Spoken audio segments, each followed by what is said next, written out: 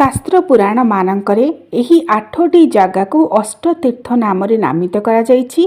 जहाँ हेउछि प्रथमे अयोध्या राम जन्मभूमि, मथुरा हेउछि कृष्ण जन्मभूमि, माया हेउछि हरिद्वार बा प्रयाग जोंठारे गंगा जमुना सरस्वती तीन नदीर संगम स्थल हेउछि त्रिवेणी घाट, काशी हेउछि काशी विश्वनाथ मंदिर, विद्यानगरी संस्कृतर उत्पत्ति स्थल, कांची हेउछि कांचीराज कन्या पद्मावती को पुरी गजपति राजा विवाह करथिले, अवंतिका हेउछि उज्जयिनी जोंठारे महाकालेश्वर शिवशंभु शंकरंगर मंदिर रहिछि एवं पुरी हेउछि श्रीक्षेत्र पूर्व उपकूल बंगोपसागर कूଳରେ अवस्थित जोंठारे महाप्रभु श्री जगन्नाथ विद्यमान अछंती एवं द्वारावती अर्थात द्वारका श्रीकृष्णंकर लीलास्थली। सेतिपई अष्टतीर्थ हेउछि अयोध्या, मथुरा, माया, काशी, कांची, अवंतिका, पुरी एवं द्वारावती। एही अष्टतीर्थ ही प्रसिद्ध।